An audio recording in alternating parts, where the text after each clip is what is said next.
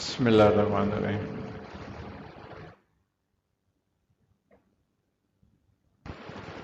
اللہ تبارک و تعالیٰ نے نرم لہجے کو پسند کیا ہے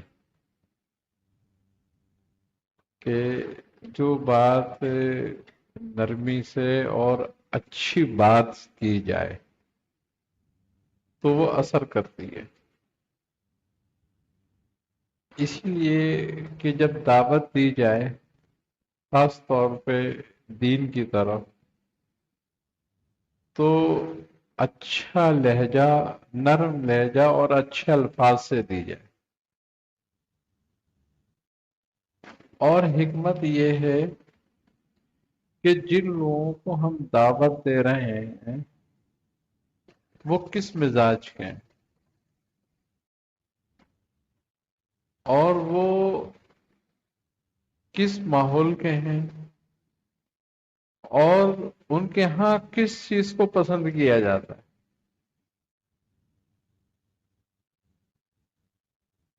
تو ہم حق بات اسی انداز سے کریں تاکہ ان کی سمجھ میں آئے۔ اللہ تبارک و تعالی نے حضرت موسیٰ علیہ السلام کو جب فرعون کے دربار میں بھیجا کہ آپ اس کو دعوت دیں تو آپ سے فرمایا کہ نرم لہجے میں بات کرنا۔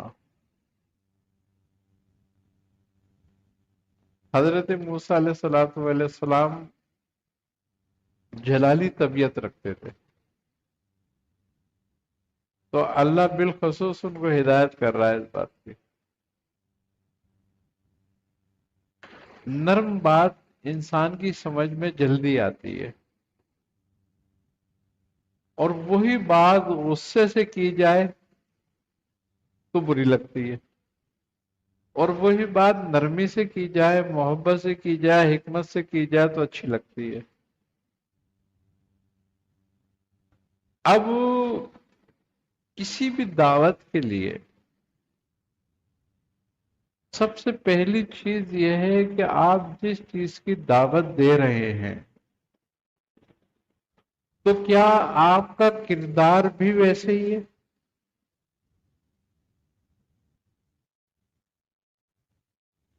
اللہ نے رسول خدا صلی اللہ علیہ وسلم کو رسالت کے لیے منتخب کیا تو بظاہر کوئی بھی نہیں جانتا تھا کہ یہ رسول ہوں گے،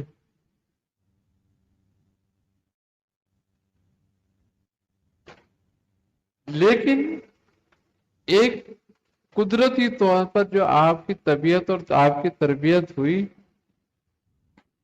اور قدرتی طور پر آپ کی جو تربیت تھی، آپ کا جو کردار تھا وہ اخلاق کے درجے پہ تھا، کمال درجے پہ۔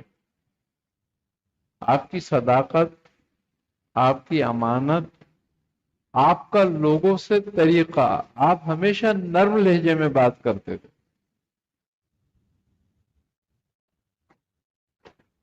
تو کردار بنا نا۔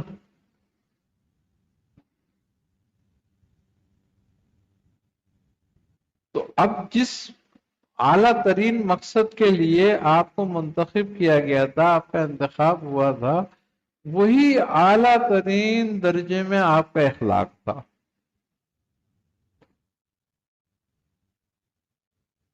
اور آپ صحابہ کو بھی تلقین فرماتے تھے یہی بات کی، نرم لہجے کی ترغیب کی۔ اب جتنے بھی اس کے رسول خدا صلی اللہ علیہ وسلم کے اخلاق کو جو اپنایا صحابہ اکرام نے، آپ ان صحابہ کے مزاج اور ان صحابہ کے اخلاق دیکھو کہ قرآن کہہ رہا ہے کہ وہ آپس میں بہت نرم ہیں اور کفار کے معاملے میں سخت ہیں۔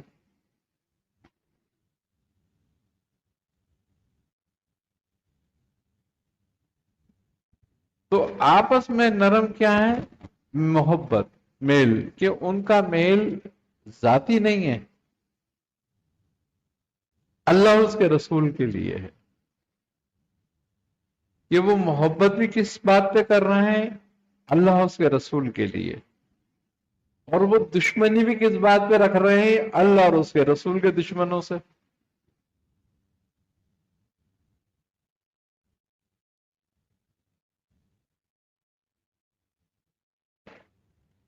آئی نا سمجھ بات؟ یہی طریقہ صوفیہ نے اپنایا کہ انہوں نے جو تزکیہ کیا اس سے ان کے دل نرم ہو گئے. دیکھیں ایک خوبی کی بات ہے کہ جب ہمارے اندر اخلاص، فضائل صالحہ پیدا ہوتی ہیں تو آٹومیٹک ہمارا دل نرم ہو جاتا ہے، ہماری طبیعت میں نرمی آ جاتی ہے اور طبیعت میں ٹھہراؤ پیدا ہو جاتا ہے، انتشار نہیں رہتا. اور جب طبیعت میں ٹھہراؤ اور نرمی آتی ہے اور گداز پیدا ہوتا ہے تو گداز بنتا ہے خشیت کا ذریعہ.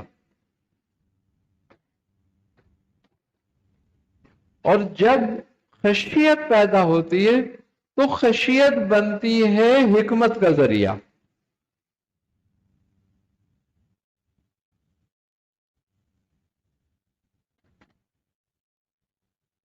یہی بات ہے کہ جن کے اندر خصائل صالحہ نہیں ہوتے ان کی طبیعتیں سخت ہوتی ہیں، ان کے دل سخت ہوتے ہیں، ان میں بالکل خوف نہیں ہوتا.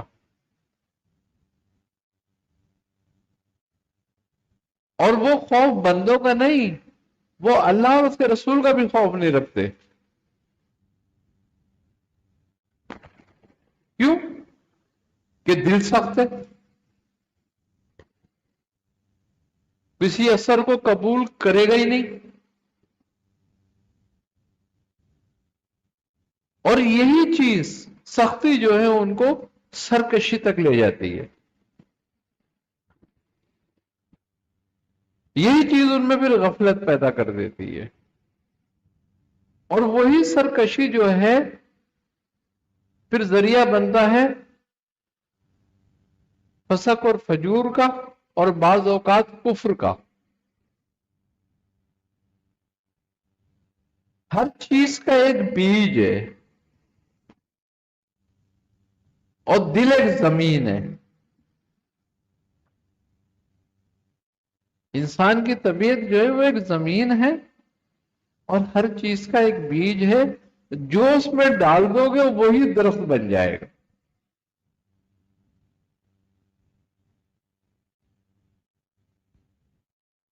دیکھو وہ یہودی و منتشا، ہدایت اللہ کی طرف سے ہے،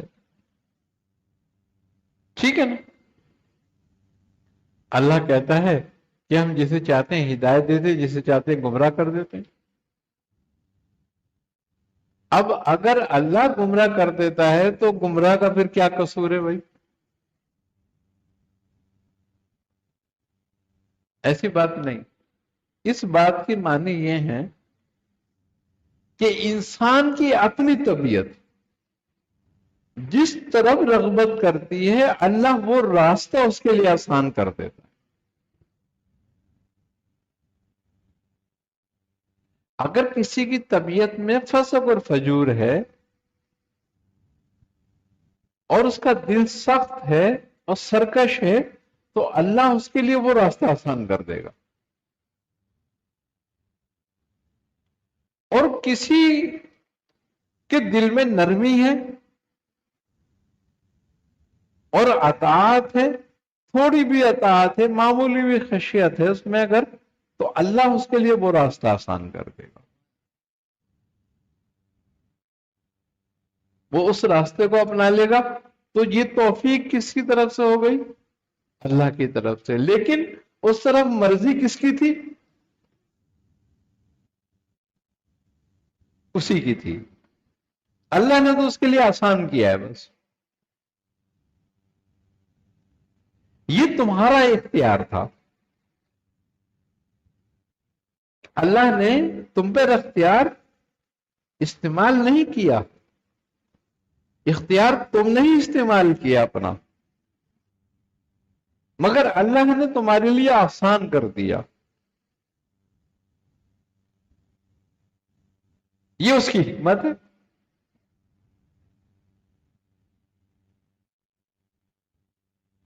یہ تدبیر کرتے ہیں، میں بھی ان کے ساتھ تدبیر کرتا ہوں. اور وہ تدبیر کیا کرتا ہے؟ کہتا ہے نا کہ میں ڈھیل دے دیتا ہوں. تو ڈھیل دینے سے مراد یہی ہے کہ اس کا راستہ آسان کر دیتا ہوں.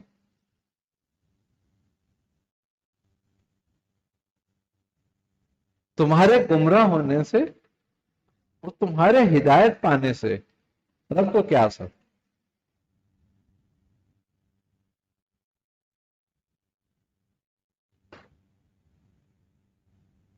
تو اسی لیے صوفیہ نے جو کوشش کی نا ذکر و فکر کے ساتھ، وہ کی بہترین اچھے اخلاق کو اپنانے کی.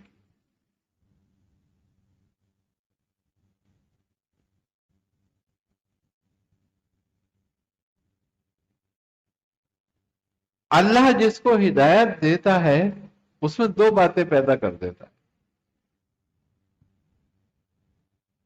ایک اس کو دین کی سمجھ اختیار دے دیتا ہے، اور دوسرے اس کو حسن خلق دے دیتا ہے.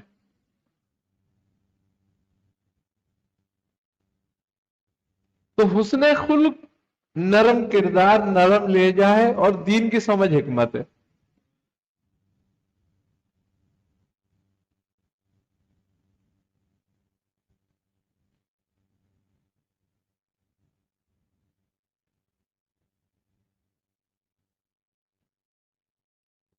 تو اب جب اللہ دو چیزیں دیتا ہے یہ، تو اس کا مطلب کیا ہے کہ اللہ ہی تمہیں ہدایت دے رہا ہے، لیکن وہ دیتا جب ہے جب تمہاری اپنی مرضی ہو، جب تمہاری خواہش ہو.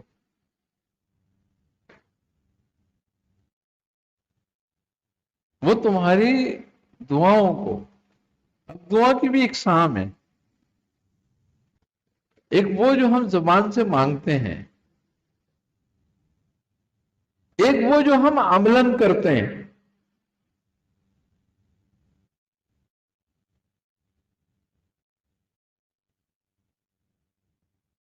جو ہم عمل کرتے ہیں، ہم چاہتے ہیں نا کہ یہ درست ہو، اس میں کامیاب ہو جاؤں میں، تو وہ عملاً وہ بھی دعا ہے ایک تمہاری کہ اس میں تمہیں کامیابی خواہش ہے. وہ تم عملاً کر رہے ہو، یہ تم لسانی کر رہے ہو.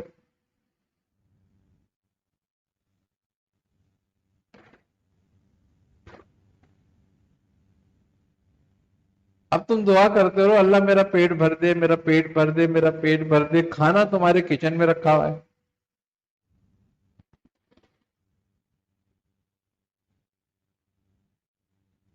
بھائی دعا کر اور جا اٹھا اور کھا لے.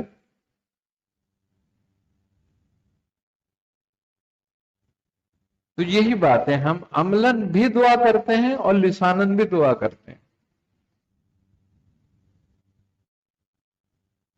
تو اب اگر ہماری طبیعت میں فسق اور فجور بڑھا ہوا ہوتا ہے تو ہم عملاً اسی بات کی دعا کر رہے ہیں.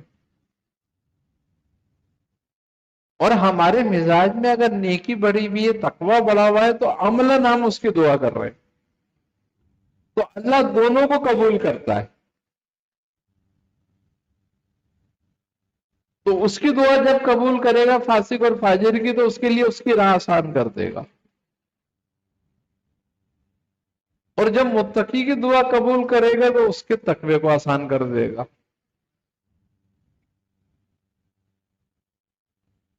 اور پھر اگر وہ چاہے گا متقی کہ یہ میرا تقوی اللہ کے لیے ہو، تو اللہ اس کے تقوی کو لوگوں سے پوشیدہ کر دے گا، اور اس کی طبیعت اسی طرح راغب ہوگی کہ میں اپنے تقوی کو، اپنی نیکیوں کو لوگوں سے چھپاؤں، خلق سے، خلق پہ ظاہر نہ ہو، تو اللہ اس کے لیے وہی راستے بنا دے گا۔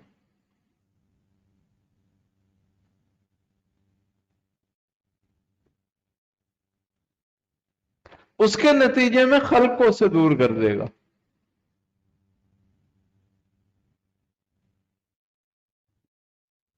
کہ خلق اس کی دشمن ہو جائے گی، اور جو یہ چاہے کہ میرا تقوی ظاہر ہو،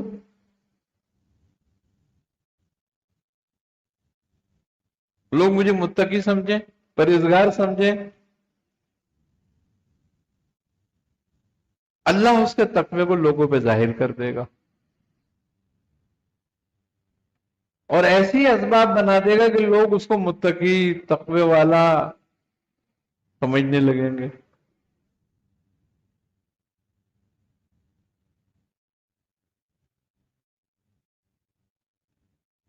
اس میں خدشہ زیادہ ہے، اس میں خدشہ نہیں ہے، کیونکہ جس میں ریا کی خدشہ ہو جائے پیدا، اب وہ لوگوں کو اگر دکھانے کے لیے کر رہا ہے، تقویٰ تو وہ وہی کر رہا ہے، مگر لوگوں چاہتا ہے کہ لوگ دیکھیں، تو اس کا مطلب ہے لوگوں نے دیکھا، لوگوں نے اس کو واہ واہ کری، اس کو سراہا، تو اس کی مرضی کے مطابق اس کا اجر اس کو مل گیا، وہ یہی اجر چاہتا تھا۔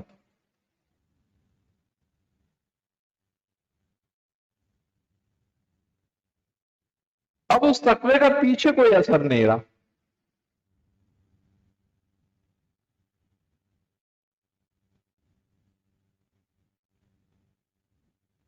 یہ ہے حکمت کہ تم کس طرف جا رہے ہو۔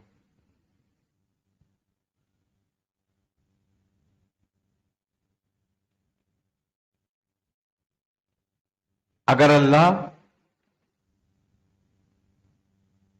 فاسق کو کام کو آسان نہ کرتا تو کوئی ہو سکتا تھا فاسق؟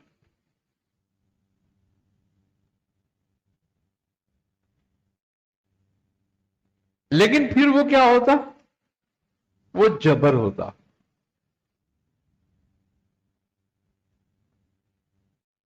اللہ زبردستی کسی کو ہدایت دینے نہیں چاہتا، لا اکراہ فی الدین قد تبین الرشد من الغی، کہ زبردستی نہیں ہے دین اسلام میں، ہدایت واضح ہے، جو چاہے اپنا لے۔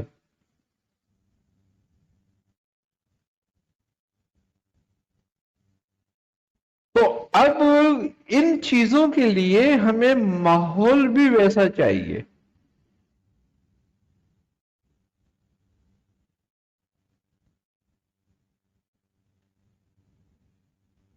ماحول کا اثر طبیعت پر بہت زیادہ ہوتا ہے۔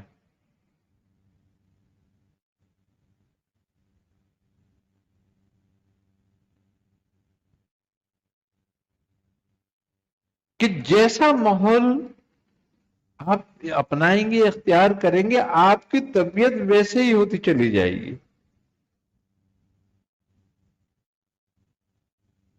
دیکھو، ایک آدمی عمرہ کرنے جاتا ہے، وہ خانے کعبے میں ہوتا ہے، مدینہ منورہ میں ہوتا ہے، اس کا دل چاہتا ہے میں زیادہ سے زیادہ نماز پڑھوں، لوگوں کو دیکھ دیکھ کے زیادہ طواف کروں، ماحول بنا ہوا ہے نا ایک، وہاں اس کے ذہن میں کوئی خیال نہیں آئے گا برا۔ لیکن وہی آدمی جب بازار میں ہوتا ہے تو وہ ایک جھوٹ بولنے کے بجائے 10 جھوٹ بولتا ہے، اور کوئی خوف بھی نہیں ہوتا اس کو۔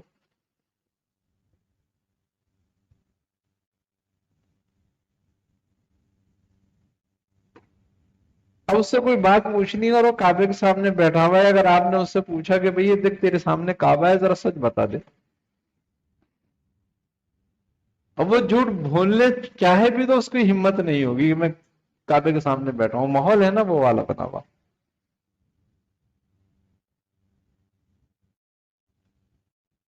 اب وہ بازار میں بیٹھا ہو، آپ کو یہ سچ بولیو تو ابھی وہ کہہ رہا جھوٹ کو بھی قسم کھا کے بولے گا کہ سچ ہے۔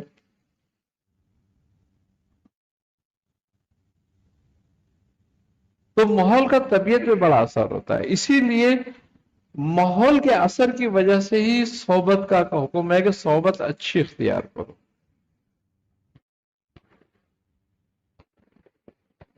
کہ جیسوں بھی صحبت اختیار کرو گے ویسا ہی ماحول بنے گا، اور جیسا صحبت اختیار کرو گے ویسی طبیعت بنے گی، اور جیسی طبیعت بنے گی ویسے ہی خیالات پیدا ہوں گے، ویسے ہی وسوسے آئیں گے، ویسے ہی الفاظ بن جائیں گے، اور ویسے ہی تمہارے عمل ہو جائیں گے۔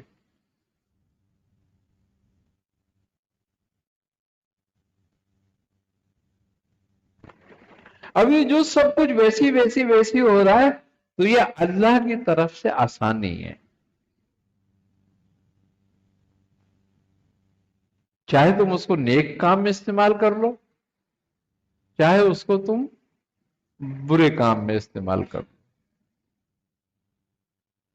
اللہ ہاتھ پکڑ کے کسی کو نہیں روکتا، نہ ہاتھ پکڑ کے کسی کو لے کے جاتا ہے۔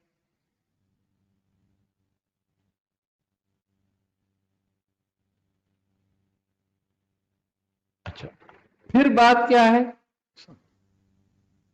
کہ نرم بات کا طبیعت پر بڑا اثر ہوتا ہے، اور بالخصوص اس بات کا طبیعت پہ زیادہ اثر ہوتا ہے کہ آپ جس پر عامل ہو وہ بات آپ کر رہے ہو تو اس کا اثر ہوگا۔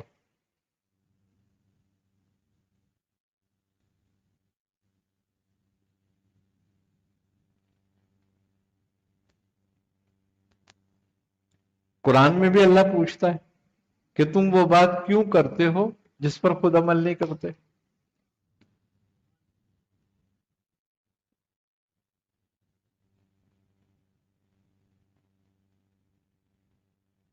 کیوں کہ اس میں جس پہ ہم عمل نہیں کرتے اور وہ بات بتاتے ہیں تو اس کی دو باتیں الگ الگ ہیں۔ ایک بات یہ ہے کہ اس کا اثر بندے پہ ہوگا نہیں،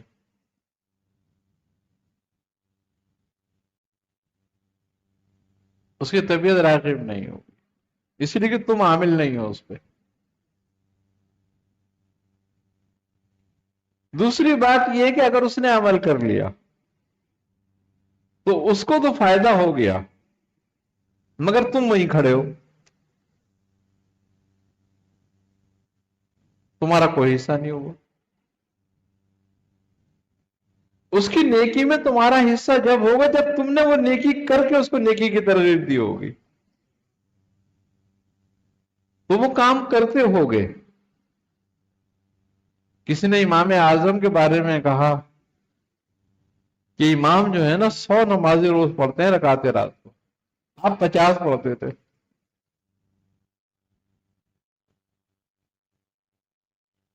اس دن سے آپ نے 100 شروع کر دی۔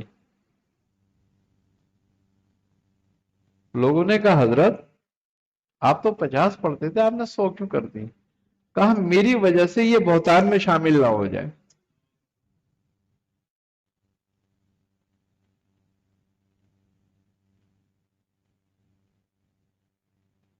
اس دن 100 آپ نے شروع کر دی رکعتیں۔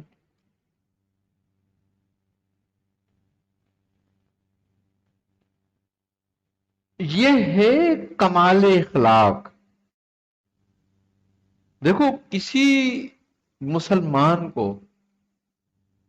کسی برائی سے کسی نقصان سے بچانا بھی اخلاق کا ہی حصہ ہے۔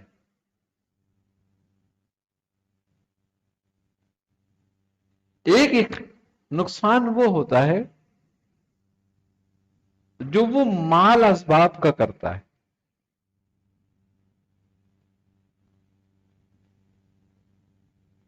ایک نقصان وہ ہوتا ہے وہ جو دین اور ایمان کا کرتا ہے،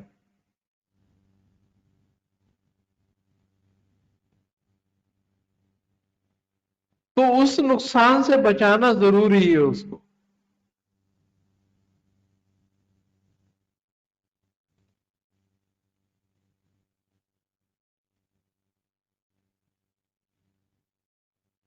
وہ تو تم پہ بھاجی بیٹھے، تم اس کو اس نقصان سے بچاؤ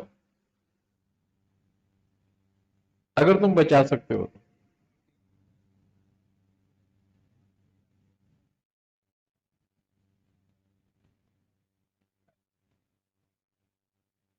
مثلا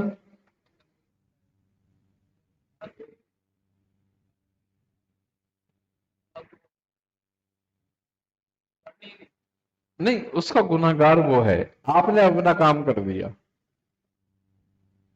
آئی نا سمجھ میں بات؟ اب اللہ اس کو ہدایت دے اس کی کہ وہ اس سے انکار نہ کرے، اس کو قبول کرے، نیکی کی بات کو، اچھی بات کو قبول کرنا چاہیے۔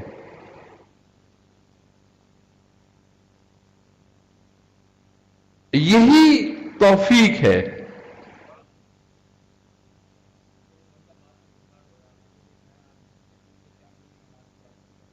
نہیں، بعض اوقات تو آدمی ایسا ہوتا ہے نا کہ میری انسلٹ کر دی ان نے، یہ اچھی بات نہیں ہے، پھر وہ انکار جو کرنا ہے نا، پھر وہ بڑا گناہگار ہے اس معاملے میں۔ ہاں نہیں، غلط ہے یہ، ایسا نہیں ہونا چاہیے، یہ دل کی سختی ہے، یہ غفلت ہے اس کو، اور اس کا دل اتنا سخت ہو گیا ہے کہ اس کو اب خدا کا خوف نہیں رہا۔ یہی بات ہے کہ انسان جب فسق اور فجور میں حد سے گزر جاتا ہے نا، تو اس کا دل پتھر ہو جاتا ہے، اور جن کے دل پتھر ہو جاتے ہیں گویا وہ مردوں کی مانند ہو جاتے ہیں۔ تو جیسے قرآن میں اللہ کہہ رہا ہے کہ کیا تم مردوں کو سنا سکتے ہو؟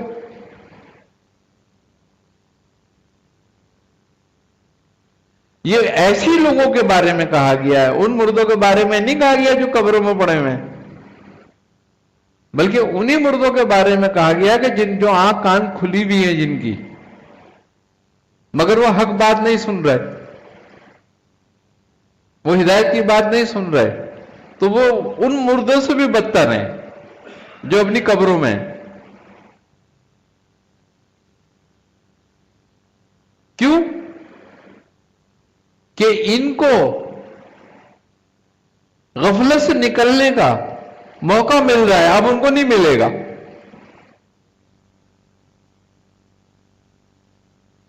ہماری سب سے بڑی غفلت جو ہے وہ کیا ہے؟ وہ یہ ہے کہ سانسوں کے چلنے پہ اور عمر کے دراز ہونے پہ کا خیال ہونے پر توبہ نہ کرنا۔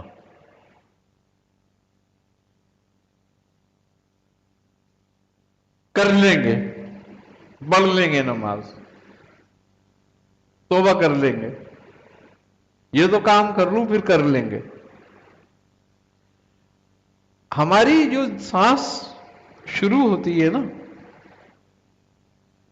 جب ہم پر شریعت کا قلم شروع ہو جاتا ہے، پھر ہر دن ہماری زندگی کا نہیں ہے، یہ بھی یاد رکھو۔ ہم سمجھ رہے ہیں یہ ہماری زندگی کا دن ہے، ہماری زندگی کا دن نہیں ہے یہ۔ اب جب شریعت کا قلم شروع ہو گیا ہم پر، یہ ہماری مہلت کا دن ہے۔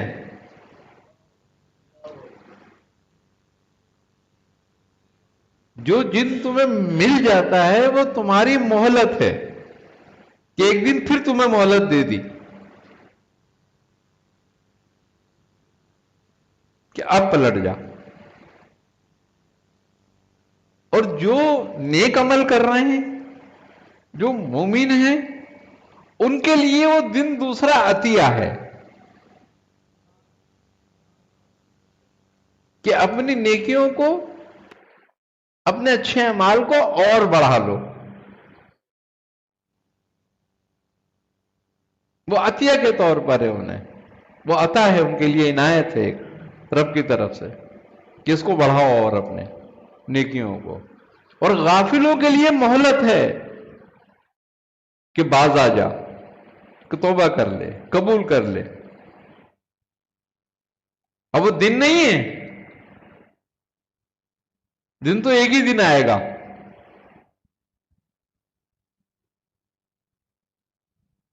یہ تو اندھیرا اجالا ہے.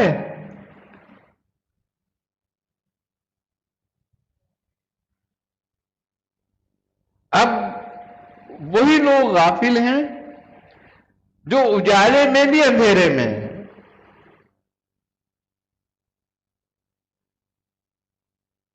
ایک ہوتا ہے آنکھوں کا اندھا، لیکن تپش سے محسوس کر لیتا ہے کہ دن ہے. لیکن ایک ہوتا ہے دل کا اندھا، اور ایک ہوتا ہے عقل کا اندھا.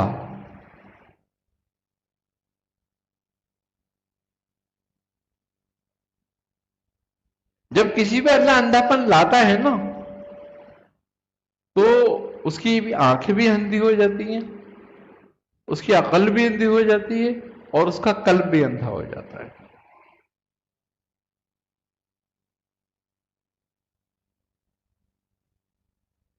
سم بکم امی فہم لا یعقلون، ان کی عقلیں بھی ختم ہو گئی. یہ اندھے ہو گئے، گونگے ہو گئے، بہرے ہو گئے، یعنی کہ گویا ان کی وہی حالت ہے جو مردوں جیسی ہے.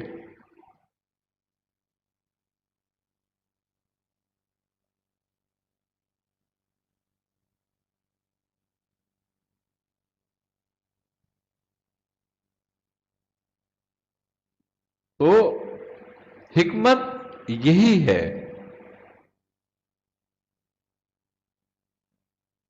کہ تم اپنے دلوں کو صاف کرو.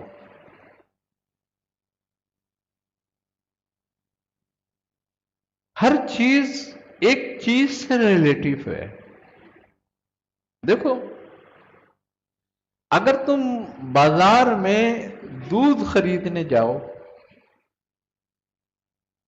تو برتن کیسے لے کے جاتے ہو؟ صاف ستھرا کر کے، بلکہ اس کو ایکسٹرا صاف کرتے ہو کہ اس میں دودھ لانا ہے. اگر ذرا بھی کہیں رہ گیا معاملہ تو پھٹ جائے گا، خراب ہو جائے گا.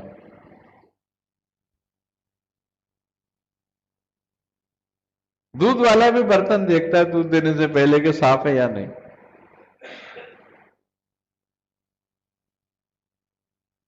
لیکن اگر دودھ کے علاوہ کوئی دوسری چیز لینے جاتے ہو، سالن مالن، تو کیسا بھی برتن لے جاتے ہو، عام صاف ستھرا کیا ہوا لے گئے، تم اس میں ڈلوا کے لیا ہے. اب اس میں تمہیں خطرہ نہیں ہے کہ پھٹ جائے گا. تو ایمان ایسے ہی ہے جیسے دودھ ہے.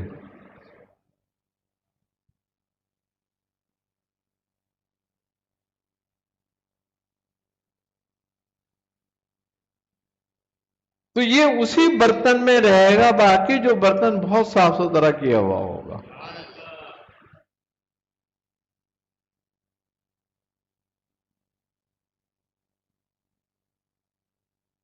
اللہ کی حکمت کبھی نفس کے تزکیے کے بغیر حاصل نہیں ہو سکتی.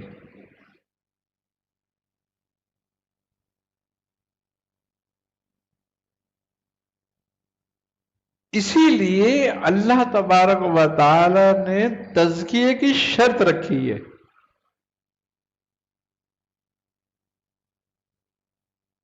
اور نبی کریم صلی اللہ علیہ وسلم کو بھی اللہ تبارک و تعالی نے قرآن کریم میں یہی تلقین فرمائی کہ اے نبی آپ ان کا تزکیہ کریں،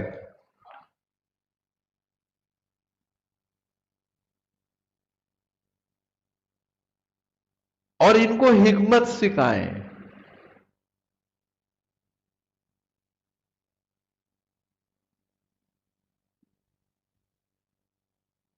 حکمت کی شرط تزکیہ ہے. تو اب جس کو حکمت نہیں آتی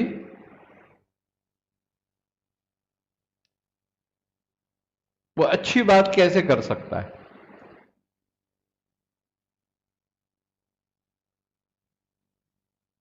دیکھو حکمت اور شریعت، حکمت شریعت کا کمال ہے.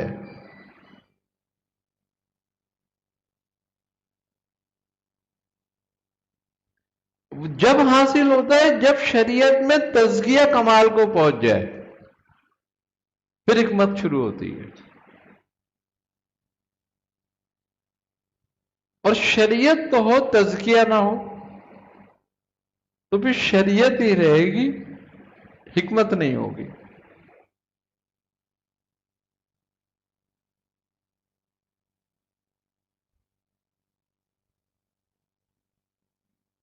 اور جن کے پاس حکمت نہیں ہوگی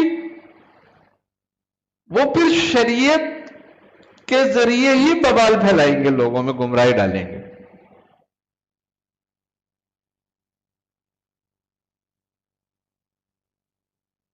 اب یہی قرآن ہے نا، اور مسلمانوں کا قتل کرتے تھے.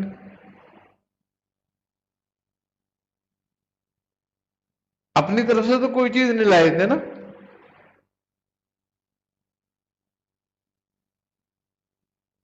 اب وہ چیزیں جو مشرکین اور کفار کے لیے اللہ نے کہیں، وہ مسلمانوں پر کہہ کے ان کو نافذ کر کے قتل کرتے تھے سب کو.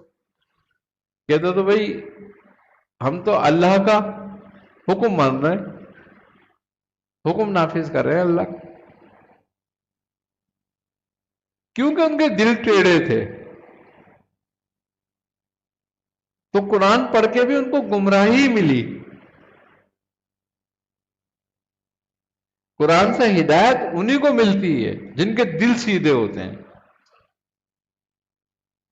شرط ہے یہ قرآن کی، ہدی للمتقین.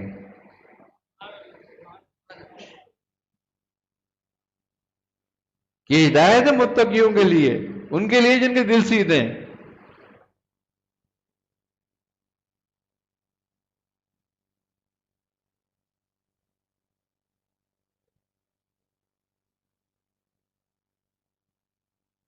جو اللہ کا خوف رکھتے ہیں.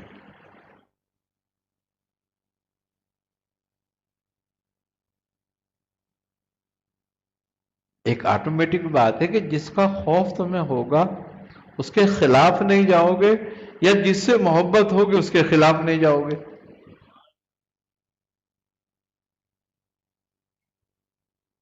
اور خدا کہتا ہے مجھ سے تو دونوں چیزیں رکھ، خوف بھی رکھ، امید بھی رکھ.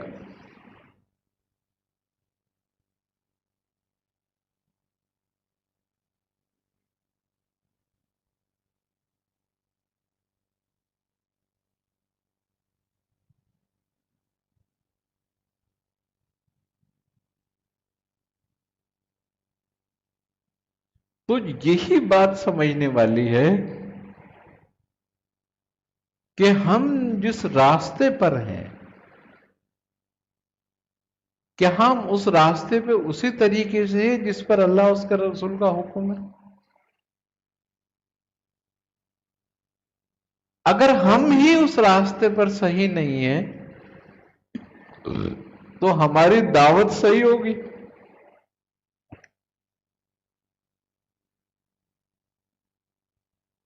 اب اسی راستے پہ جب ہم لوگوں کو دعوت دیں گے تو پھر وہ گمراہ ہی نہیں رہ جائے گی، وہ گمراہ گر ہو جائے گا. جتنے لوگوں کو گمراہ کرے گا اس کا کھاتا بھی اسی میں ہی ہوگا.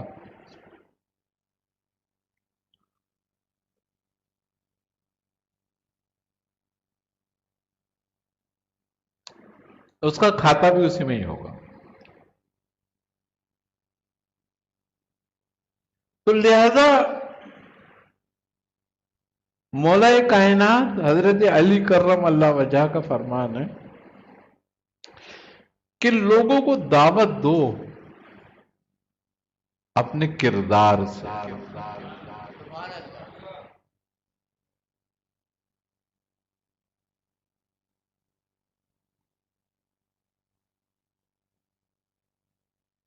کردار جو ہے نمونہ ہوتا ہے. دیکھیں کسی چیز کی پروڈکٹ بیچتے ہیں آپ تو اس کا سیمپل بناتے ہیں نہیں بناتے ہیں؟ اور سیمپل میں کوشش یہ ہوتی ہے کہ یہ بہترین سے بہترین بن جائے.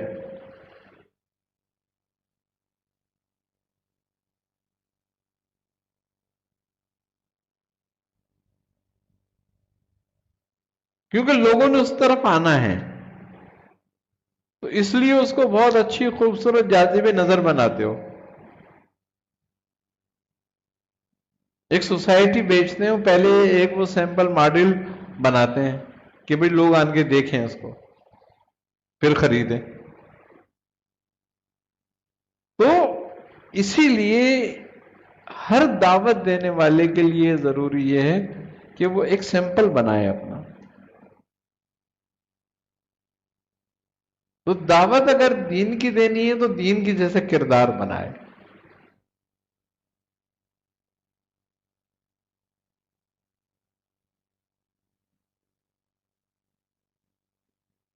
تو دعوت صحیح ہوگی.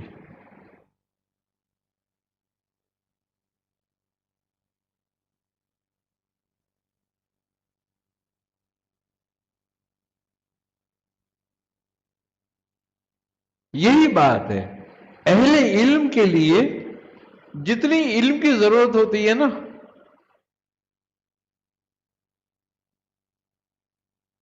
اس سے 10 گنا زیادہ.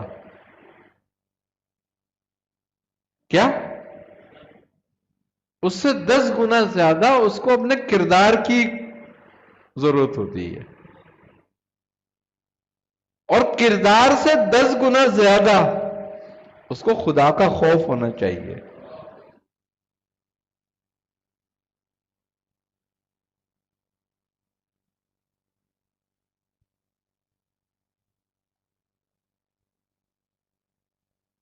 اب علم تو ہے مگر نہ کردار ہے نہ خوف.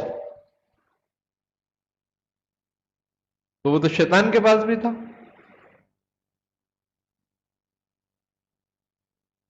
اس کے بعد 2 ہی باتیں تو نہیں تھیں تو تمہارے پاس بھی نہیں ہے. اگر خوف ہوتا تو نافرمانی نہ کرتا.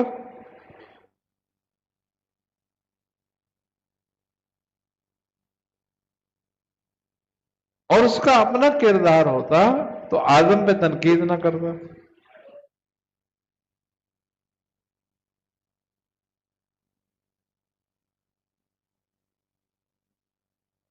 وہ تنقید جو اس نے آدم علیہ السلام پہ کی تھی وہ آدم پہ نہیں تھی،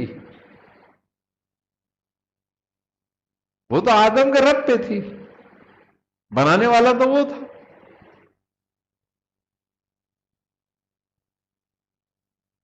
بھائی کسی بھی پروڈکٹ پر اگر آپ تنقید کرتے ہو تو پروڈکٹ پہ ہے کیا؟ کیونکہ خود تو بنی نہیں ہو. تو جس نے بنائی ہے اس کمپنی پر ہے وہ تو تنقید.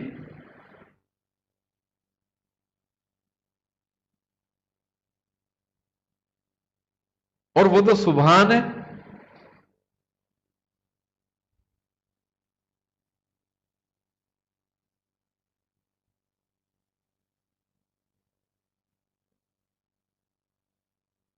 اس کی ہر تخلیقی کامل اور اکمل ہے.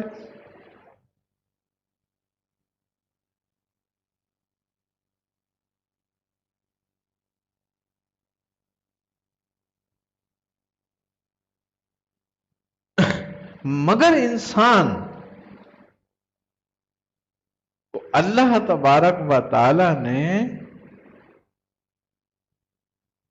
اس کے اختیار پہ چھوڑ دیا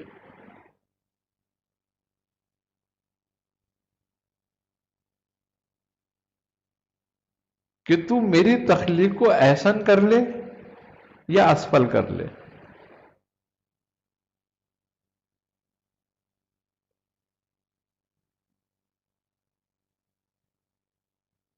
کیونکہ انسان اور جن مکلف ہو گئے تو ان کی خوبصورتی اور ان کی بدصورتی ان کے اعمال پر ہو گئی.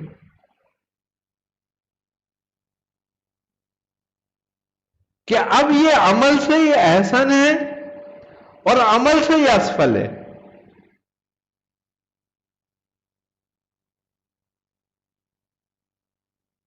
اگر اس میں اطاعت آ گئی تو یہ احسن ہو گیا، اور سرکش ہو گیا تو اسفل ہو گیا.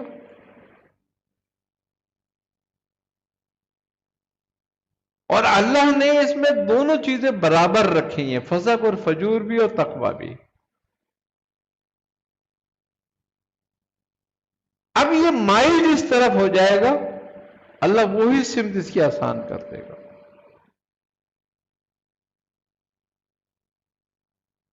اور اگر یہ اس سمت میں پلٹنا چاہے گا تو اللہ وہ بھی آسان کر دے گا. یہ نہیں کہ اگر اس کی ایک سمت آسان کر دیے تو اب اس کے پلٹنے کی گنجائش باقی نہیں چھوڑی.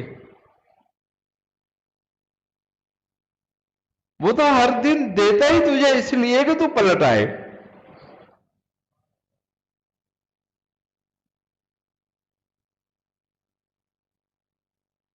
اس سے زیادہ مہلت تمہیں کون دے گا؟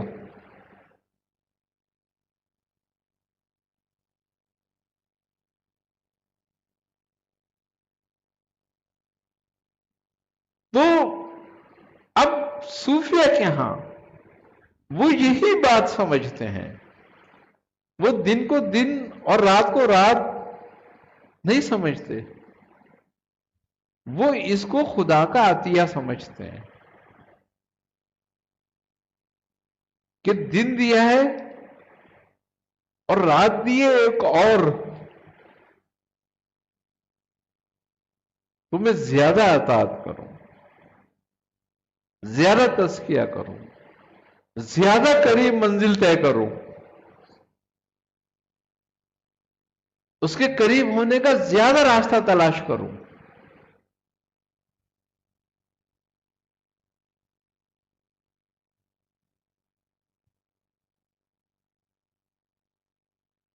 اور تقوی بیسیکلی انہی لوگوں کا راستہ ہے جو خدا کے قرب میں زیادتی کرتے ہیں، جلدی کرتے ہیں.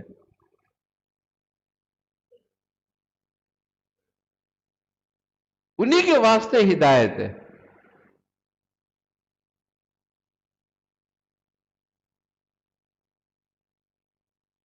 جو بیٹھے ہوتے ہیں کھڑے ہونے کا انتظار نہیں کرتے، جو کھڑے ہوتے ہیں وہ بیٹھنے کا نہیں کرتے، اس کے قرب کا کرتے ہیں کہ پھر مہلت ملے نہ ملے، کہ کھڑے ہونے کے بعد بیٹھنا ہو یا نہ ہو، بیٹھنے کے بعد کھڑا ہونا ہو یا نہ ہو،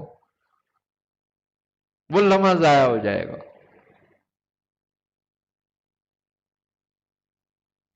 وہی اہل شکر ہیں کہ جو نعمت کو ضائع نہیں ہونے دیتے.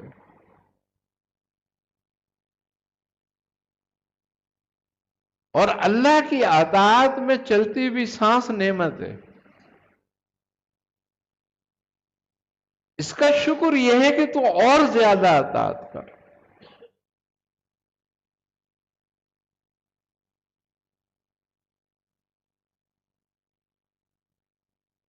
کس نے حکیم لقمان سے پوچھا کہ درد محبت کا علاج کیا ہے؟ انہوں نے کہا اور زیادہ محبت.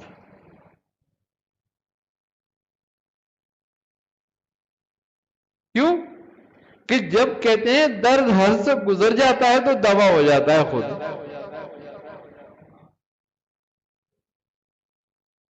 کیونکہ طبیعت قبول کر لیتی ہے.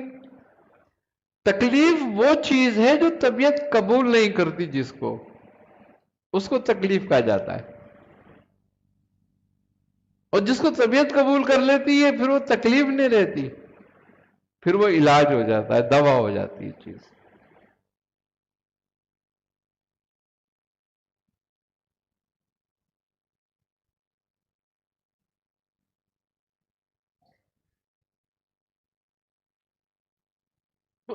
یہی بات ہے کہ اس کو خدا سے دوری حاصل ہوئی، یعنی کہ جنت سے نکالا گیا، زمین پہ لایا گیا. اب زمین سے واپس جنت تک جانے کے لیے اس کو قرب کی ضرورت ہے، اور نزدیک ہونے کی، اور نزدیک ہونے کی، اور نزدیک ہونے کی۔ جنت گویا کیا ہے؟ خدا کا قرب۔ آدم قرب خدا میں تھے نا، تو اگر تو یہاں حاصل کر لے تو وہی خطہ تیرے لیے جنت ہو گیا۔ جہنم تو اس کو میں نے خود بنایا ہے، اپنے اصل سے دور ہو کے، اس کے خلاف چل کے۔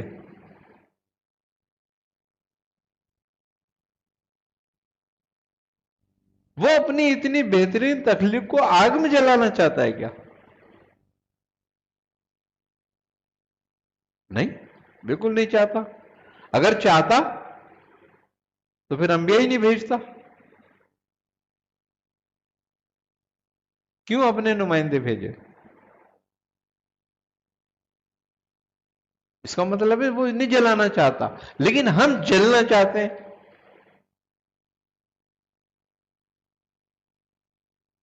کیونکہ اس کا جو دشمن ہے وہ اس کا دشمن نہیں ہے،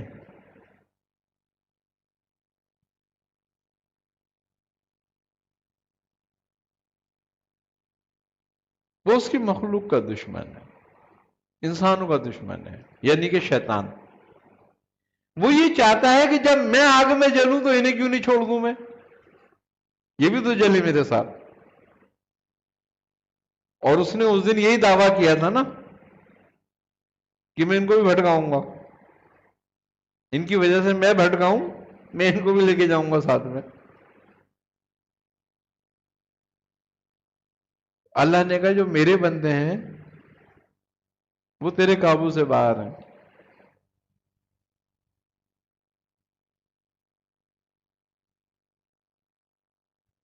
اللہ کے وہی بندے ہیں جنہوں نے اللہ کے حکم کو قبول کر لیا۔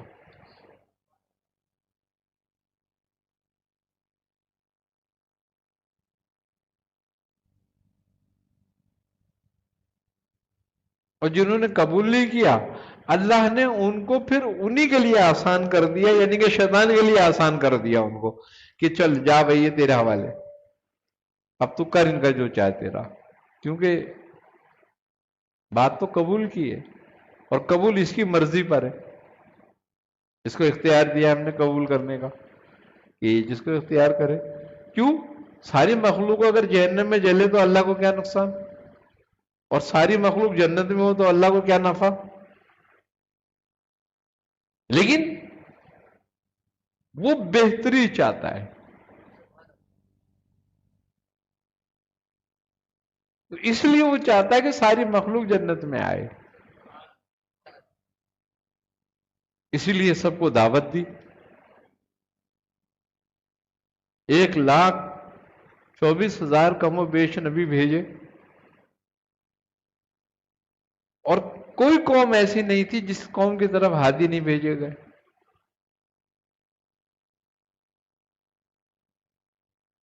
یہ اللہ کی محبت ہے۔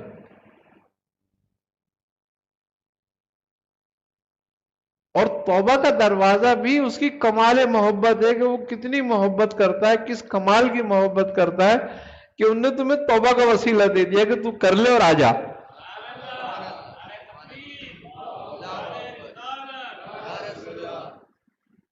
جب کر لے گا جب آ جائے گا۔ اور جب کوئی بھٹکا ہوا بندہ توبہ کرتا ہے نا تو شیطان مٹی میں لوٹتا ہے، اپنے سر پہ خاک ڈالتا ہے کہ میرے ہاتھ سے نکل گیا۔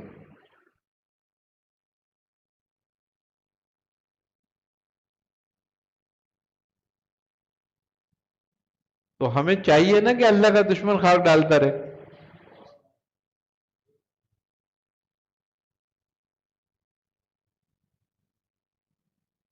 یہی بات ہے۔ اگر تمہارا علم تمہیں حکمت تک نہ لے کر گیا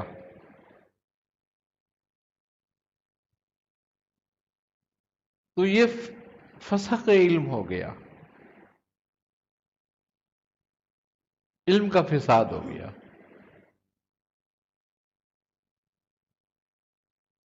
کیونکہ اگر علم حکمت پیدا نہیں کرتا ہے نا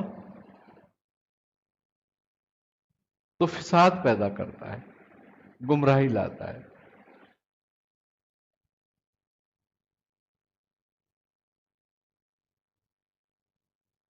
اور یہ جب تک نہیں ہوتی حکمت پیدا علم سے، جب تک تو اپنے نفس کا تزکیہ نہیں کرتا۔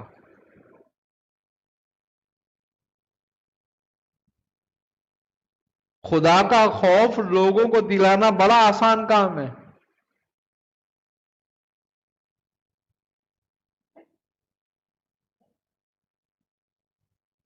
خدا کا خوف ہونا بڑا مشکل کام ہے۔ کامیاب وہ نہیں ہے جو خدا کا خوف دلاتے ہیں، وہ کامیاب ہے جو خدا کا خوف رکھتے ہیں۔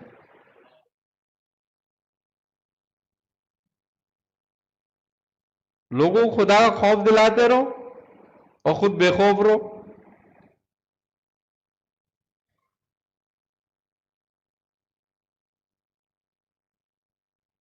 نہیں،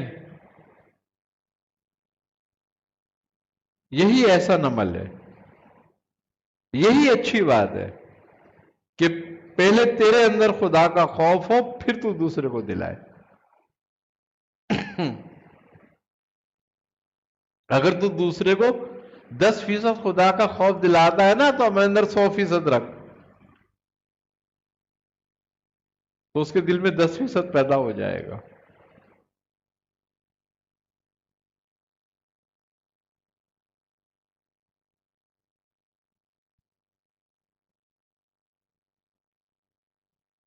حضرت خواجہ حسن بصری رضی اللہ تعالی عنہ سے کسی نے پوچھا کہ اے حسن، خدا تک پہنچنے کا آسان راستہ بتا دو۔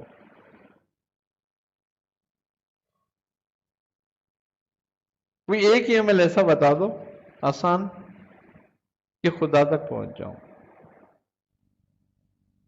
تو آپ نے فرمایا کہ تو خدا کے خوف سے رویا کر رات کو اٹھ کے۔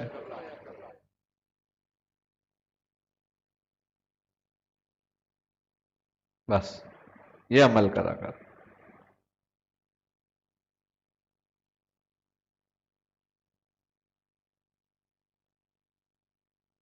اور تصوف کا یہ نچوڑ ہے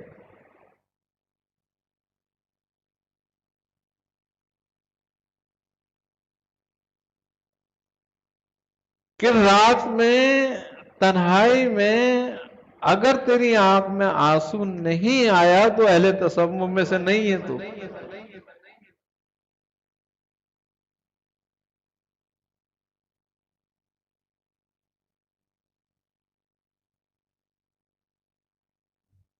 یہ شرط ہے تصوف میں سلوک کی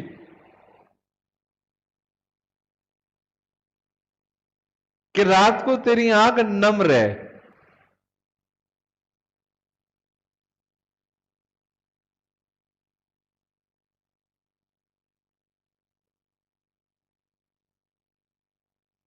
وہ کسی شاعر کا شعر ہے نا، وہ کہتا ہے کہ تر دامنی پہ شیخ ہماری نہ جائیو، دامن نچوڑ دیں تو فرشتے وضو کریں۔ یعنی کہ یہ دامن جو تر ہوا ہے یہ کسی کے خوف اور کسی کے عشق میں ہوا ہے۔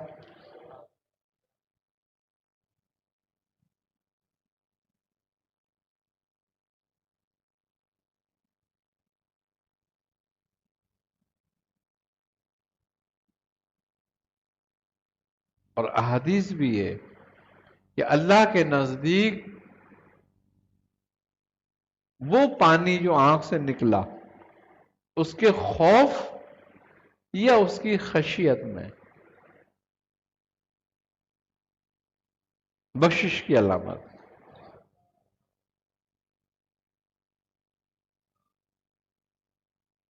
بزرگ کہتے ہیں کہ اگر دوزخ میں لاکھ سمندر ڈال دیے جائیں تو اس کی تپش کم نہیں ہوگی، اس کی آگ کم نہیں ہوگی۔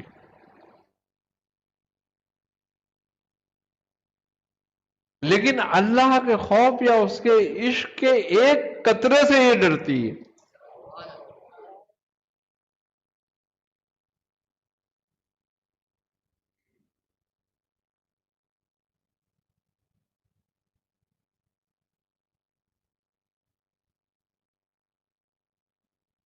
کیوں؟ کہ یہ قطرہ رحمت الہی لاتا ہے، اور دوزخ غضب الہی کی جگہ ہے۔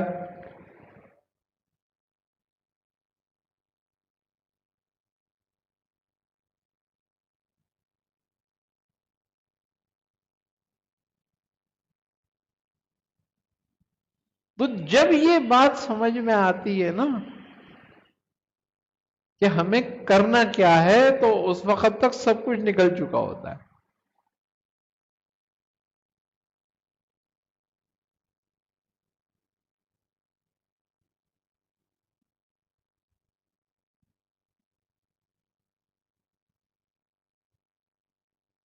جنید بغدادی رحمت اللہ علیہ تو کسی نے وصال کے بعد خواب میں دیکھا،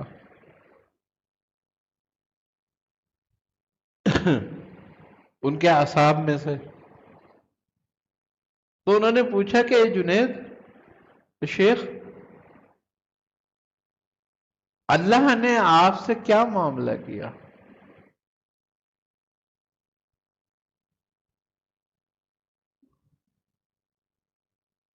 اور وہاں کیا چیز کام آئی؟ آپ نے فرمایا کہ ساری تصوف کی باتیں رد کر دی گئیں،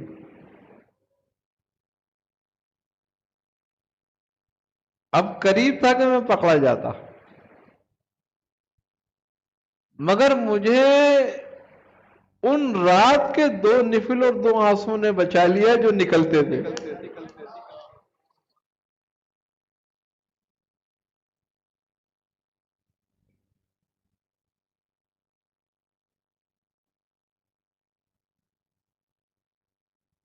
باتیں قولی ہوتی ہیں،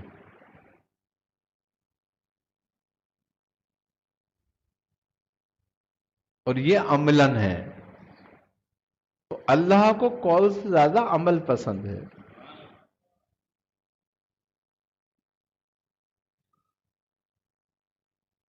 تو اسی لیے صوفیہ کہتے ہیں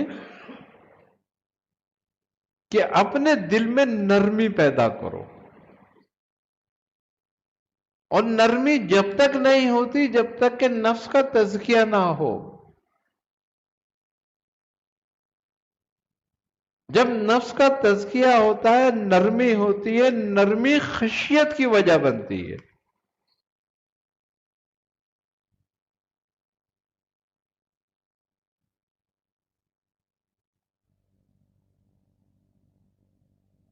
اور خشیت حکمت کی وجہ بنتی ہے، اور حکمت معرفت کی وجہ بنتی ہے، اور معرفت خدا کی پہچان کی وجہ بنتی ہے۔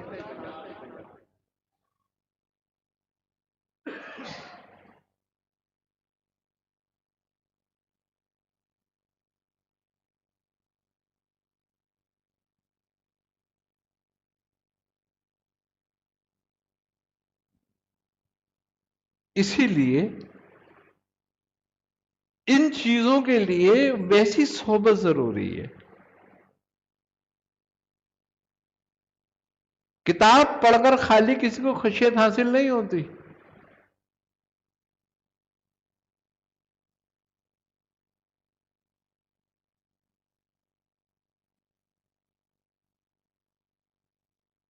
اور اتنے دل مضبوط ہو جاتے ہیں کہ کتاب پڑھ کر بھی کتاب کو جھٹلا دیتے ہیں۔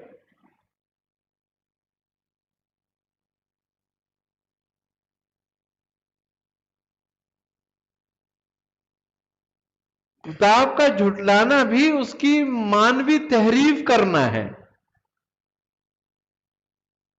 اور مانوی تحریف کرنا بھی کتاب کو جھٹلانا ہے. اور جو مانوی تحریف کر کے کتاب کو جھٹلا رہا ہے، اس کا مطلب یہ ہوا کہ اس کے اندر خدا کا خوف ہے ہی نہیں.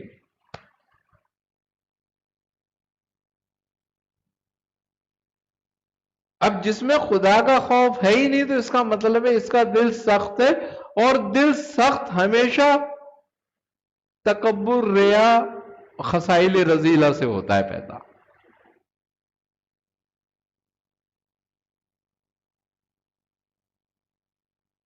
کثافت سختی کی علامت ہوتی ہے.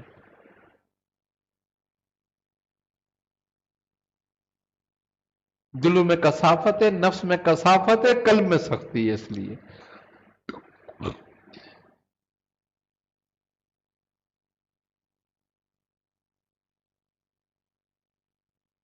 یہی بات ہے کہ خارجیوں نے وہی کیا کہ آیات کی تعریف مانوی کری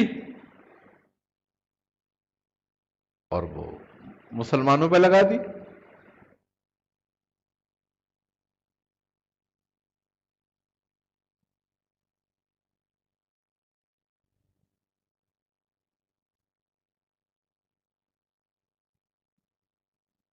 یہی بات ہے کہ قرآن کی تعریف مانوی اللہ کی مرضی کے خلاف، اس کی مرضی کی مخالفت ہے. کیونکہ اللہ کچھ اور چاہ رہا ہے، تم کچھ اور کہہ رہے ہو اس کے مطابق، تو اس کی مرضی کی مخالفت ہے.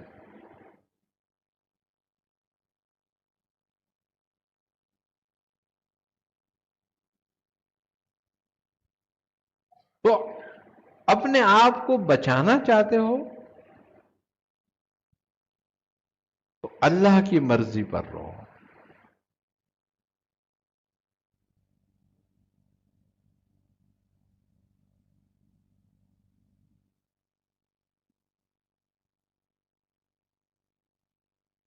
اور جو اللہ کی مرضی پر رہتا ہے،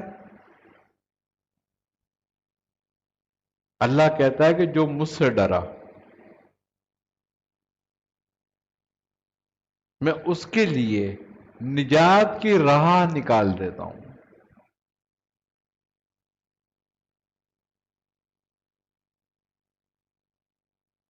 یعنی کہ اس کو پھر مشکل میں، گمراہی میں پھنسا نہیں رہنے دیتا، اس کے لیے راستہ نکال دیتا ہوں.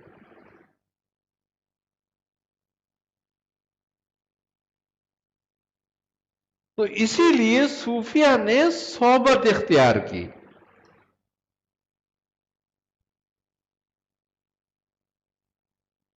صالحین کی، کہ انہوں نے جس کو بہتر سمجھا اس کا اختیار کر لیا، اس کی صحبت اختیار کر لی.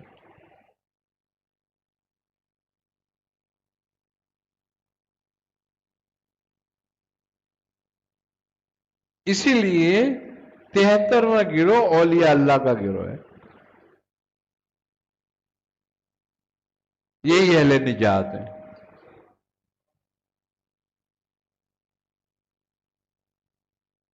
کہ انہوں نے اپنے تزکیہ کیے ہیں. اللہ قرآن میں کہہ رہا ہے نا، قرآن شاہد ہے اس کا، قد افلا من تزکا، اور وہ فلاح پا گیا جس نے اپنا تزکیہ کیا.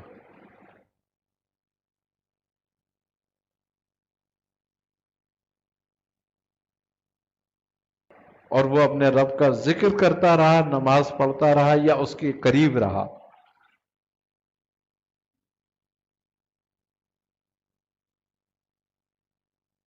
رب کا ذکر کرنا خالی اس کا نام لینا نہیں ہے،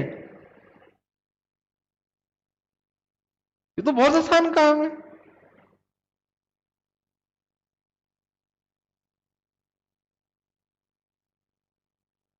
رب کا ذکر اصل میں رب کی مرضی کو سمجھنا اور اس پر عمل کرنا ہے.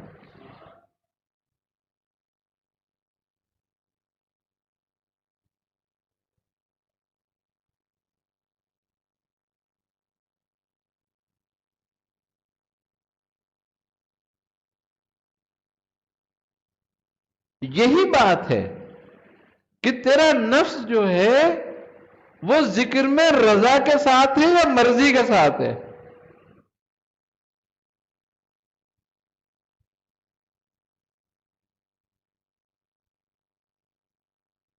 ذکر راضیہ ہے یا ذکر مرضیہ ہے؟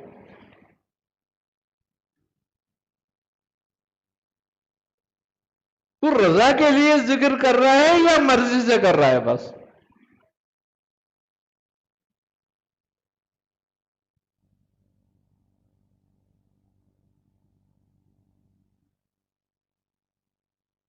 جو رضا سے ذکر کر رہا ہے اللہ اس کے لیے ہدایت کا راستہ کھولے گا، جو مرضی سے کر رہا ہے اللہ اس کے کہیں اور پہنچا دے گا،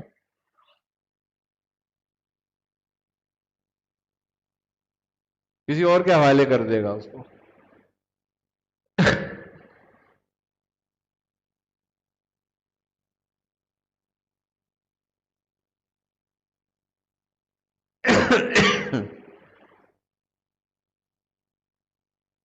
ذکر کرو، لیٹ کر کرو، بیٹھ کر کرو، کھڑے ہو کر کرو، چلتے پھرتے کرو، گھوم پھر کے کرو، جیسے کرو،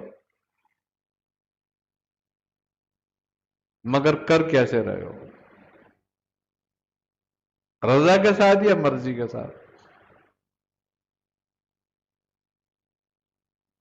اس کا بھی بڑا فرق کرنا پڑتا ہے۔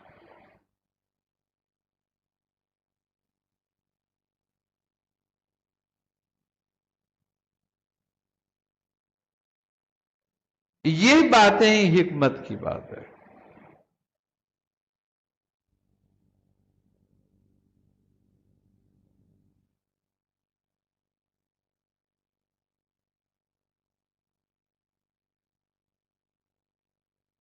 جس کا نفس اطمینان پا گیا اللہ اس کو کیا کہتا ہے؟ ارجی، پلٹا،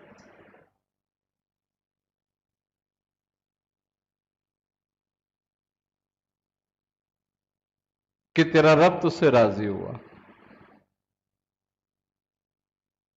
کیونکہ رضا کے لیے کر رہا ہے نا، تو راضی ہوا۔ اور یہی بات ہے کہ جو اللہ کی رضا کے لیے ذکر ہوتا ہے وہی نفس اطمینان پاتا ہے، وہی ذکر دلوں کا بھی اطمینان ہے، وہی نفس کا بھی اطمینان ہے۔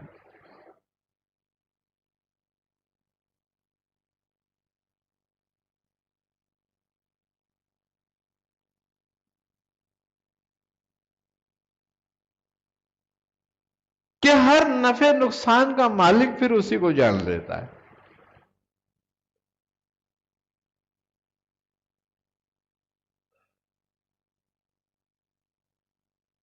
پھر کوئی دشمنی نہیں لیتا۔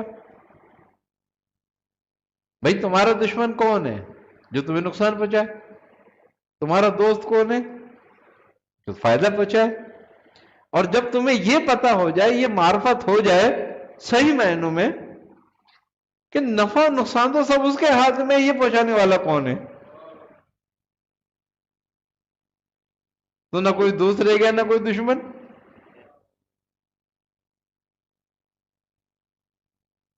اور جب کسی کی دشمنی نہیں رہی تو کسی سے بغض کیسا رہے گا؟ نہ کسی سے حسد رہے گا اور نہ کسی سے خوف رہے گا، نہ کسی کا غم رہے گا۔ تو پھر وہ کہتا ہے اِلَا اِنَّ اولیاء اللہ لا خوف علیہم، تو یہ میرے دوست ہیں جن میں کوئی خوف نہیں، وَلَا هُمْ يَحْزَنُونَ، ان کو کوئی غم بھی نہیں، یہ کسی حزن میں نہیں ہے۔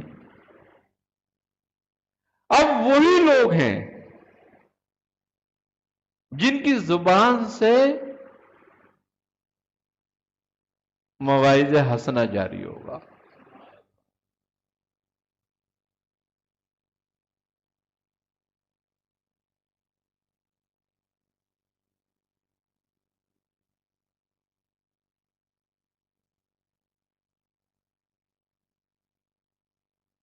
اسی لیے کہ وہ کسی کا دوست دشمن نہیں سمجھتے، ان کی نظر میں صرف انسان ہوتا ہے، بھلائی ہوتی ہے۔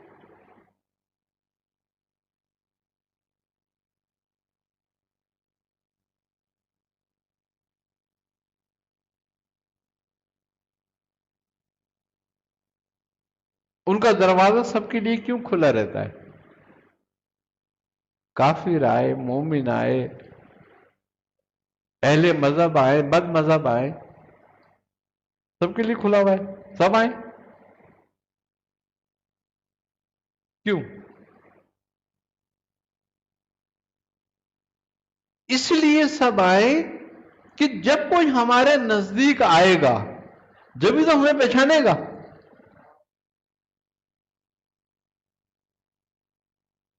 اور جب ہمیں پہچانے گا تو ہمارے راستے پہ آ جائے گا. اسی لیے دین اسلام کی تبلیغ سب سے زیادہ صوفیہ نے کری ہے، کہ انہوں نے اپنا دروازہ کسی کے لیے بند نہیں کیا.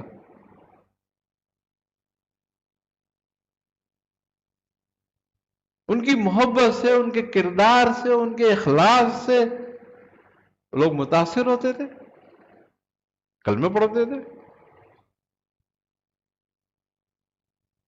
اور کلمے نہیں پڑھتے تھے خالی، درجہ کمال کو پہنچتے تھے.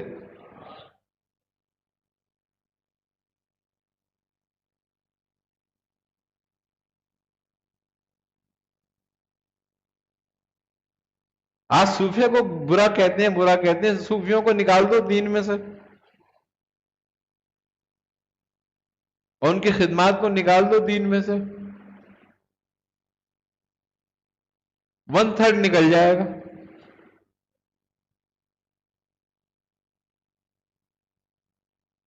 ان کا ایک کردار رہا ہے اپنا.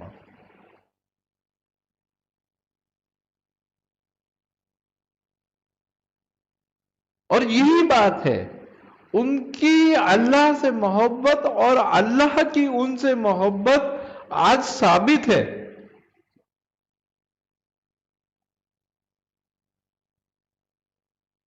اور کیا ثابت ہے؟ آج دیکھ لو، 1200 سال، 1100 سال، 1000 سال ہو گیا، آج بھی لوگ ان کو ویسے ہی چاہتے ہیں جیسے جب چاہتے تھے.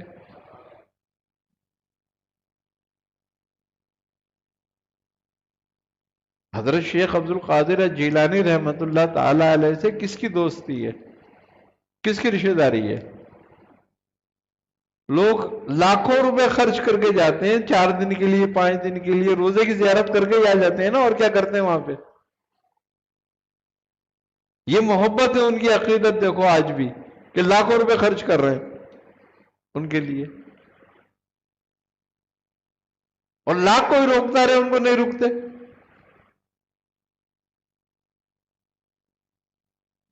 یہی بات ہے، یہ اللہ کی محبت تھی ان سے، کہ اللہ نے ان کی محبت کو، جس پر اللہ جس سے محبت کرتا ہے اس کی محبت کو مخلوق کے دلوں میں ڈال دیتا ہے.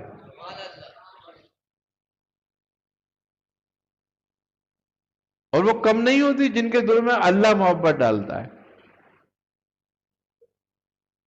اور اللہ جن سے محبت کرتا ہے، جو ان سے عداوت رکھتے ہیں وہ اللہ سے جنگ کرتے ہیں. اسی لیے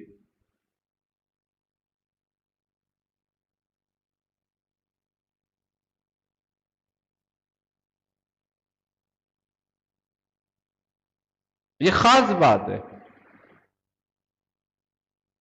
وہ اللہ کہتا ہے نا کہ اولیاء اللہ اللہ کی قبا میں ہے. وہ قبا کیا ہے؟ وہ رحمت ہے، اللہ کی محبت ہے، کہ وہ اس میں ہے. جو ان سے جنگ کرے گا وہ مجھ سے جنگ کرے گا.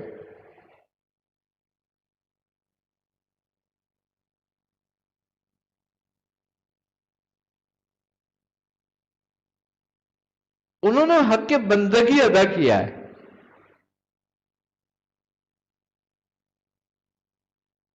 وہ حق بندگی یہی ہے کہ تو اس کی رضا کے لیے اپنے نفس کو پاک کر، اور اس کا ذکر کر، اور اس کے قرب کی کوشش کر، اور اس کے دشمنوں کو اپنے دل سے نکال.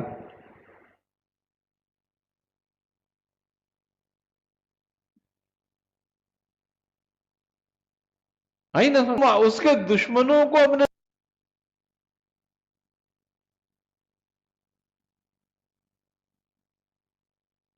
مخلوق پہ ظلم तकब्बुर, रिया, बुग़्ज़, हसद, लोगों से लोगों के नुकसान का सोचना, लोगों के मालों को गस्ब करना, ये सब अल्लाह के दोस्त हैं, ये सब अल्लाह के दुश्मन है। और तुमने उन्हीं को अपने दिल में जगह दी हुई है, अमलन भी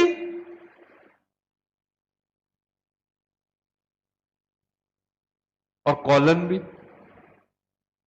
कि किसी की बुराई कर रहे हो, किसी की गिबत कर रहे हो, किसी पे बहतान लगा रहे हो, किसी पे जुल्म कर रहे हो, किसी की जुल्म की साजिश कर रहे हो, किसी के जुल्म में शरीक हो रहे हो। दुश्मनों के साथ रहकर अल्लाह की मोहब्बत का दावा करना, इससे बड़ी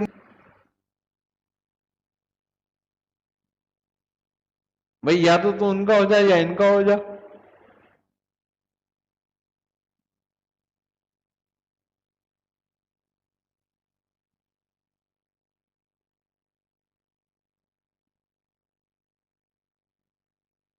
सूफिया ने यही करा है, यही नमाज पढ़ते हैं, यही रोजे रखते हैं, यही जिक्र करते हैं,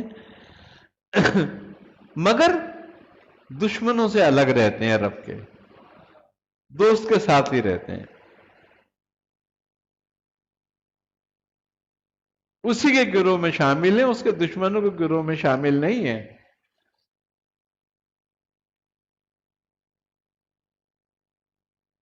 अगर सारा इल्म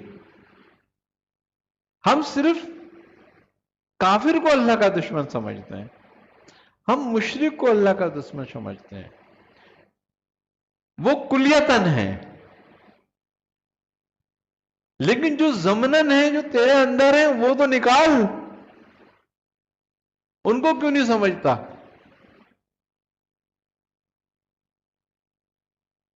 अल्लाह कुरान में कह रहा है ना, जो दुश्मनी करे तागूत से, जो कुफ्र करे तागूत से, वो अल्लाह पे ईमान लाया है।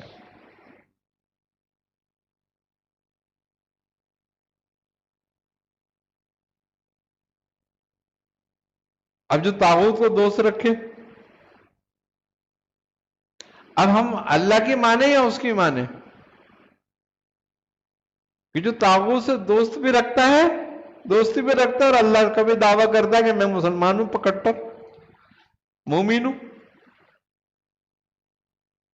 तो उसकी माने या उसकी माने जो ये कह रहा है कि यकफर बित्तागूत व युमिनु बिल्लाह?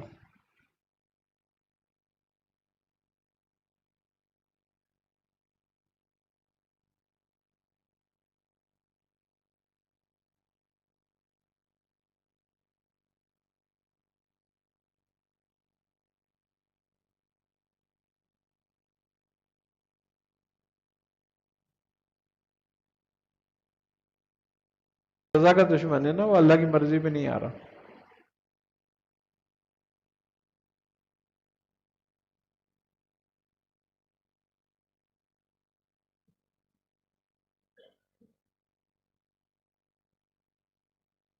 जब तक हमारी समझ में ये बात नहीं आती, और ये बात सिर्फ सुनने से नहीं आती, इसके लिए अमल और सोहबत दोनों चीजें चाहिए।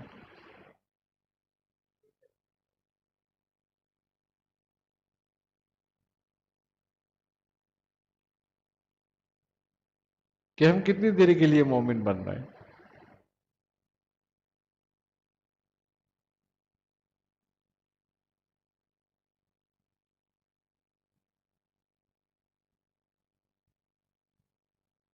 मौलाए कायनात सोहबत का मामला यह है कि मौलाए कायनात फरमाते हैं कि जो महफिल, जो सोहबत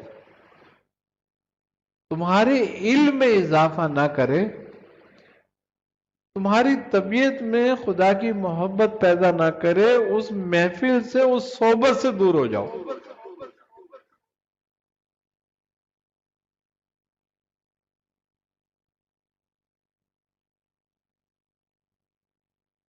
اس صحبت میں بھی نہ جاؤ.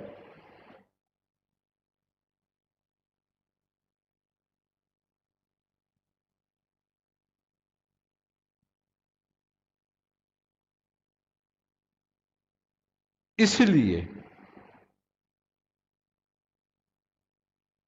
اللہ والوں کی، صوفیہ کی صحبت جو تھی وہ اللہ کی محبت کا باعث بنتی تھی.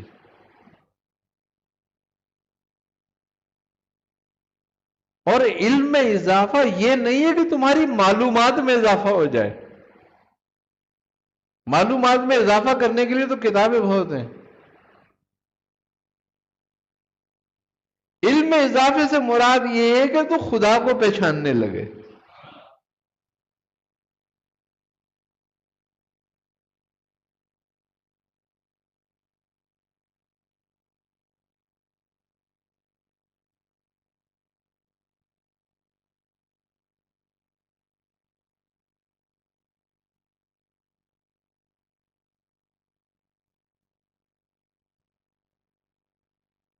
یہ علم میں اضافہ ہے کہ تجھے خدا کی پہچان ملے.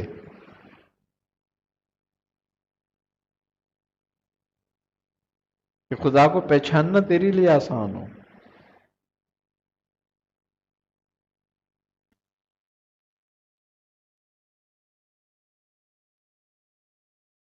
تجھے دنیا پہچاننے کے لیے نہیں بھیجا کہ تو دوربین لگا کے بیٹھ جائے.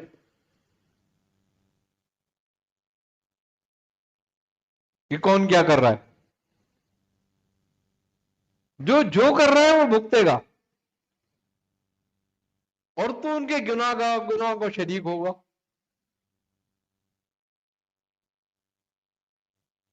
تو دوربین لگا کے بیٹھنے سے بہتر ہے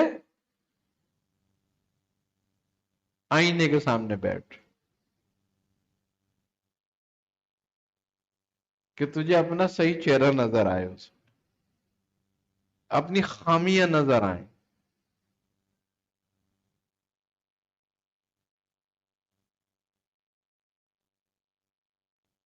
بد نظری 3 قسم کی ہے.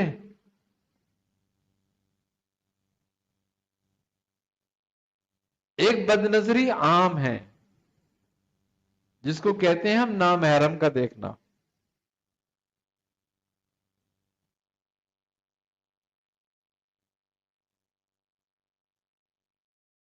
دوسری بد نظری جو برے درجے کی ہے، اس سے بھی زیادہ، وہ ہے دوسرے کے عیب دیکھنا.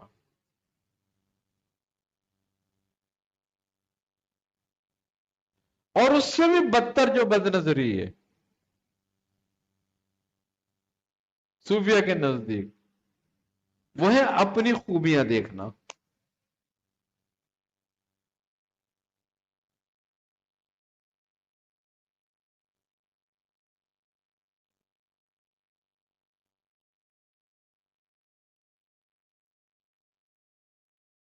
اور بہترین نظر وہ ہے جو دوسروں کی خوبیاں دیکھے اور اپنی خرابیاں دیکھے.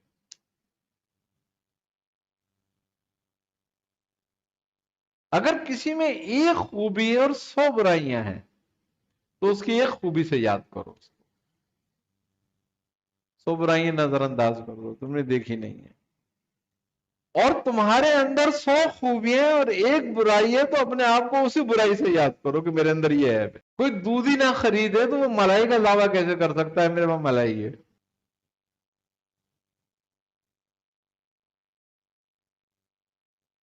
پھر تو اراروٹ کا کاڑھا ہوگا اور ملائی کہاں ہوگی؟ فریب ہے نا پھر یہ. یہی حال ہے، پھر یہ فریب ہے. اور پھر یہ دونوں سے فریب ہے. یہ خالق سے بھی فریب ہے، یہ خلق سے بھی فریب ہے. یہی بات ہے کہ یہ اللہ سے مکر کر رہے ہیں.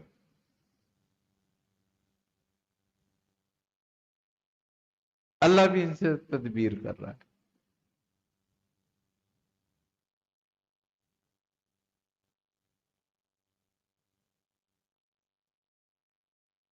اور تیری تدبیر تو تیری عقل سے ہے، اور تیری عقل ہے کتنی،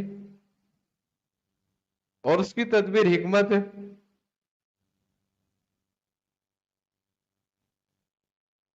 تیری تدبیر عقل سے، عقل خواہش ہے، اور خواہش کتنی سی ہے۔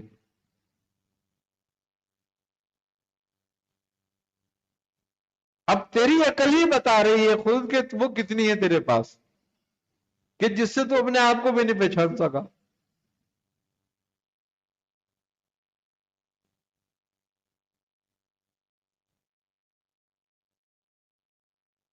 اور دعویٰ خدائی کی پہچان کے کرنے کا کر رہا ہے۔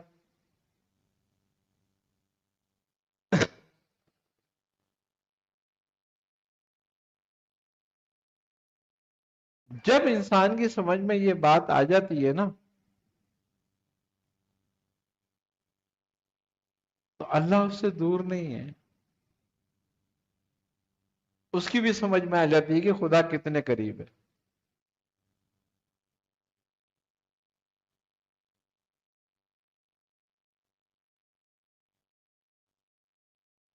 خدا رگے جان سے بھی قریب ہے نا، لیکن یہ سمجھ کر رگے جان اس سے کتنی دور ہے۔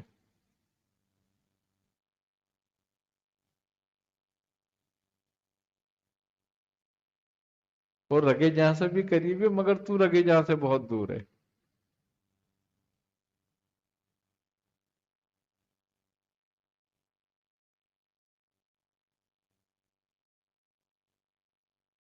کیونکہ رگے جان جو ہے وہ اللہ کی محبت ہے، تو اس سے کتنی دور ہے ابھی، تو وہ کہاں ملے گا پھر؟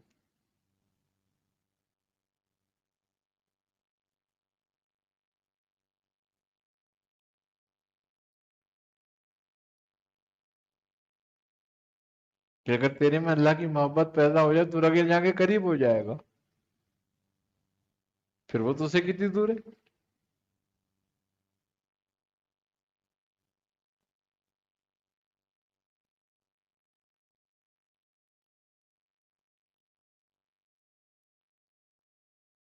تو یہ بات اصل سمجھنے والی باتیں ہیں کہ ہم جب دعوت دیں تو کیسی دیں،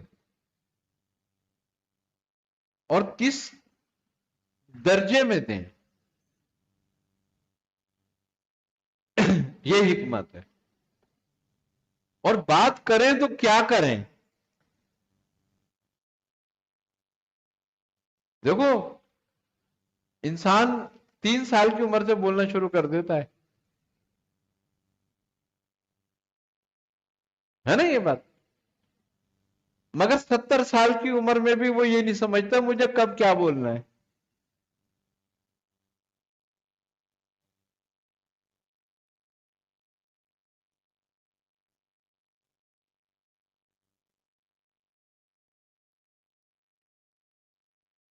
تو بولنے کا سلیقہ بھی حکمت کے حصوں میں سے ایک حصہ ہے۔